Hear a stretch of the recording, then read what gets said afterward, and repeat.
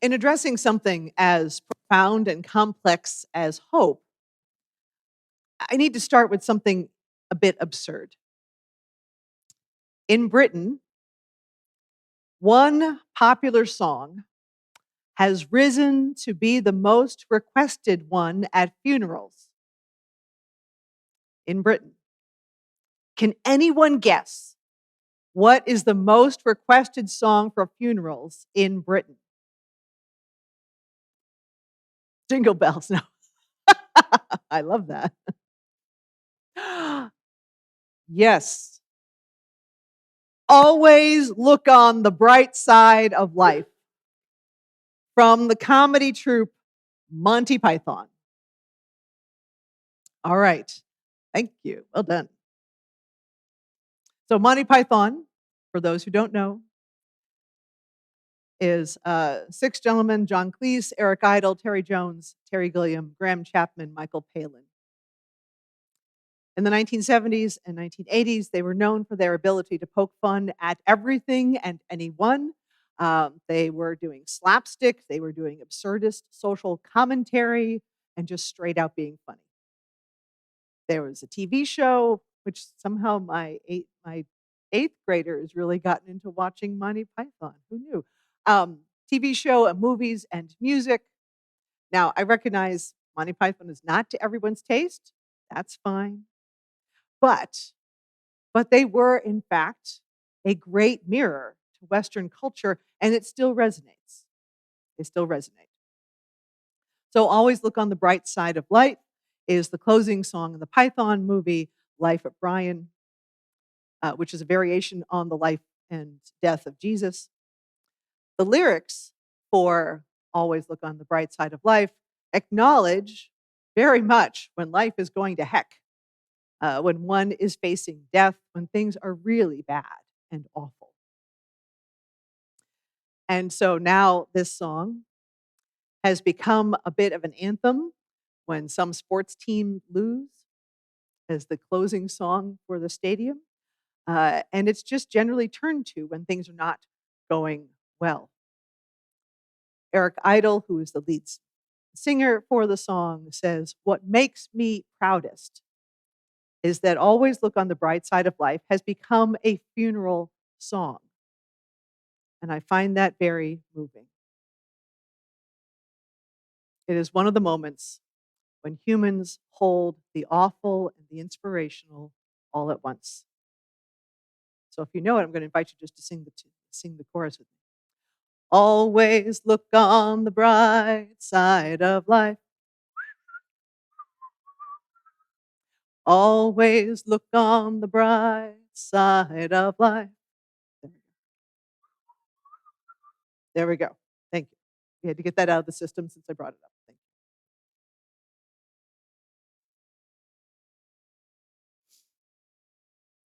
This holding the awful and the sublime, the awful and the amazing, all at once, is this navigation exercise when considering hope. So I confess I hesitate to really take a moment to talk about hope. Hope as an idea and as a human concept carries so much weight and expectation, and most treatments of it can feel so superficial and not authentic, to the point where people like, just don't talk to me about hope. It can be a false witness, it can be just mean nothing when there's true despair and concern for the human condition. Conversations about hope often don't connect with the hunger and the need that motivates the conversation in the first place. And I was deep in the wondering of how to begin to talk about choosing hope, which is kind of our theme for this month. And I will admit, I was feeling very earnest, but not very inspired. And then I saw this post about always look on the bright side of life on Facebook. Thank you to our church member, Barbara Caraway, for posting it on her feed and singing the song and looking at the lyrics and thinking about Eric Idle, finding it meaningful. It just kind of unlocked my seriousness and stuckness about hope. And frankly, that might be part of the point. It might be part of the point of hope at its core to unlock another perspective, another possibility. As Rebecca Solnit says, that it's not about optimism, it's not about pessimism. It's about wondering, it's about being open to something that might happen and then doing something, not knowing where it's going to end, but doing something to maybe move that forward just a little bit. I think that's at the core of Unitarian Universalism as well. And we do this kind of being grounded, motivated by love, and wondering how and where we are going in our work. We are called to one another in our deep recognition of connection and our sense of compassion for one another and our sense of honoring all beings, honoring humans as having worth and dignity, and knowing that we have created so much struggle and systems of oppression for ourselves and others. How can we make something different? How can we bring more love into the world? And that motivates everything. I think part of where that destination can be, part of one of the ways to articulate where we're going. There's a song, and we are going, heaven knows where we are going, but we know within, and we will get there. Heaven knows how we will get there, but we know we will. I think part of the articulation of destination is hope.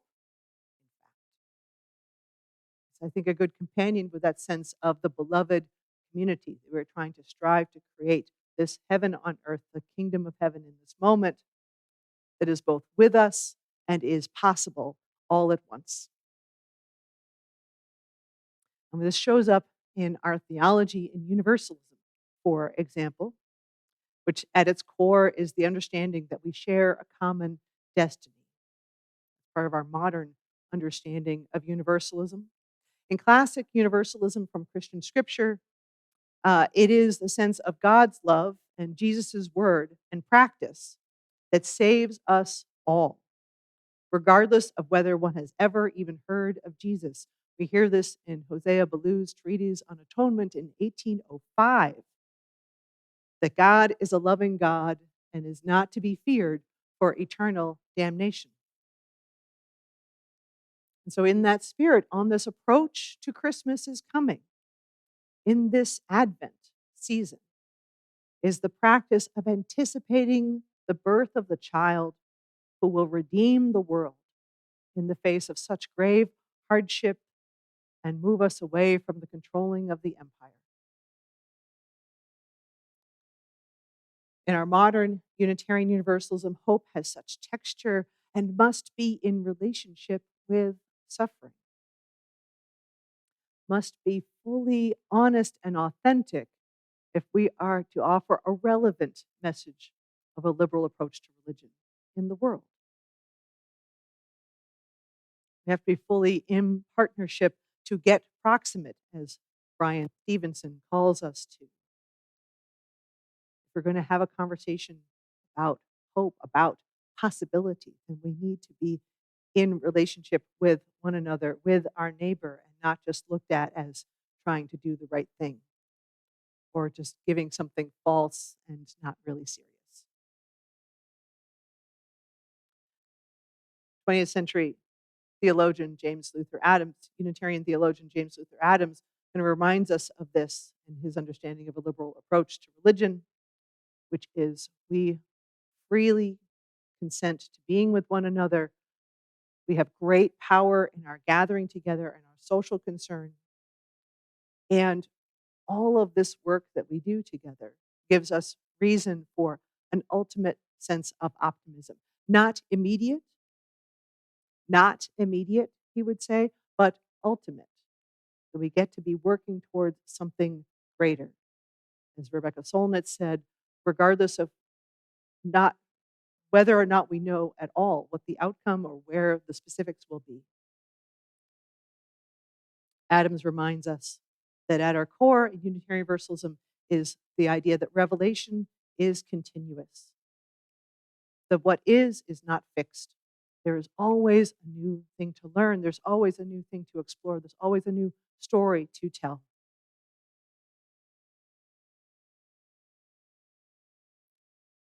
But it occurred to me also why we have this sense of hope in the first place. Where is this located for us? Because this has been an enduring theme. This understanding of hope has been common in our human experience since probably time began.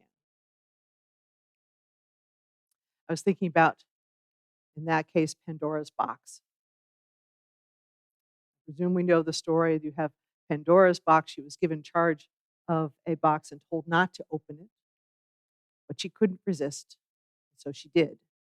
And in opening that box, unleashed all the evils and disease into the world. And she closed it as soon as she could, then realized there was one more piece in that box and was convinced to open it one more time and let out the tiniest little last presence, which was hope. Which was hope. Hope that would ease the pain of all that had been unleashed into the world. What strikes me in this moment is how that tiny little hope was powerful enough to be paired with all the overwhelming forms of suffering that we know as human beings and even death. That little piece of hope was so powerful that it could be with everything else that is painful and harmful and hurtful in us. Hope exists as a counter to those more powerful sources of pain that happen to us and are created by us.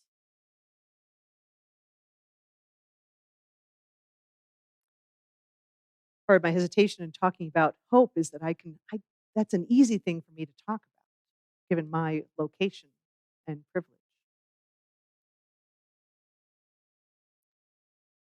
So whenever I have a conversation about hope, whenever we talk about hope, we also have to keep in mind all the folks who are trapped, all the folks who are suffering, all the folks who are facing deep challenges of which we just don't know. Folks, especially this time of year, who are unhoused and are facing the bitter cold. For children and youth who do not have the resources they need, who do not have the affirmation they need to be seen as whole and holy people, even here in Peoria. The ones I feel for are those around the world in impossible circumstances where no one knows who they are or where they are, and yet they are suffering. What is the hope that I can speak to for those I will never meet? And what am I doing to make that hope happen?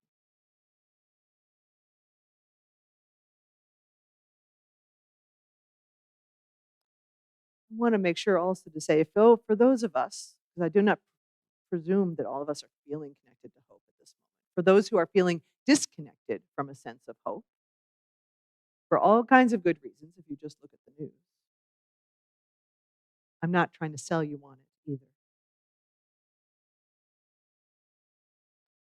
What I can offer is just that a different story might shift something and make it easier to recognize that there might be something else possible, to take the next step, to make the next meeting, to still feel human when all the systems around us stop any forward motion.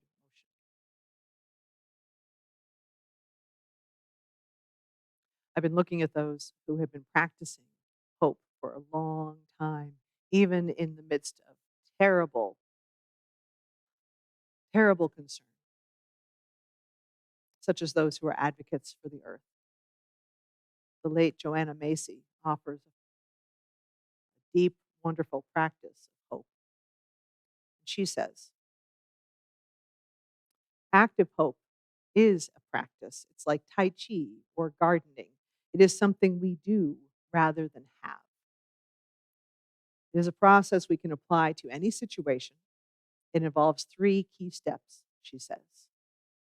First, take a clear view of reality. First, take a clear view of reality. Second, identify what we hope for in terms of direction of we'd like things to move, or the values we'd like to see expressed. What's the direction? What's the values? And third, take the steps to move ourselves or our situation in that direction. So clear view of what's going on, what to where we'd like to go or what values to express, and then what's the next thing to do. I think that what are the values to express can be one of the most important parts of that practice of hope. As part of, I think, not feeling hopeful or not knowing what to do or feeling stuck in our context is in part because we don't see what's disconnected from what's important.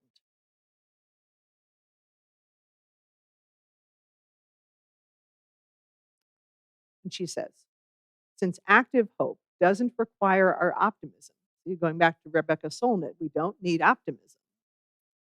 We can apply it even in areas where we feel hopeless. For Macy, the guiding impetus is intention. We choose what we aim to bring about, to act for or express. Rather than weighing our chances and proceeding only when we feel hopeful, we focus our intention and let it be our guide. So you're not waiting for hope to be there before you move. You're already saying, what do I want to see and what's important to me? Reconnecting with what's important and letting that be the motivation. Active hope, she says, involves identifying the outcomes we hope for and then playing the active role in bringing them about. We don't limit the choices to the outcomes that are likely. Instead, we focus on what is truly, deeply longed for and then proceed. What is truly, deeply longed for and then proceed. I think this is partially where Unitarian Universalism and our centering, having a centering in love, have that being one of our deepest motivations, and then saying, how do we bring that out into the world? That is that practice that leads to a possibility and to the hope that manifests what is it we're truly, deeply longing for. And then to keep practicing. It is to be in relationship with our world whenever possible. It is not to be passive, not to be simply assuming it's going to work out, but in cultivating possibility. In cultivating possibility, given the realities of where we are. And so appreciate that image of the penguins, right? In the great, it's not just a circle, but a mass, a round mass that keeps shifting and moving. Some of the penguins get to be in for a while and get to be out for a while, different degrees and presences of the wind and the temperature, all moving to take care of one another in a very, very harsh environment. They keep acting and hoping and keep getting through.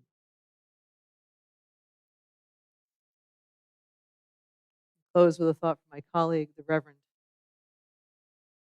Julian America Soto, and how Unitarian Universalists do this work. And they say, in this community, we hold hope close. We don't always know what comes next, but we cannot let it dissuade us. We don't always know just what to do, but that will not mean that we are lost in the wilderness.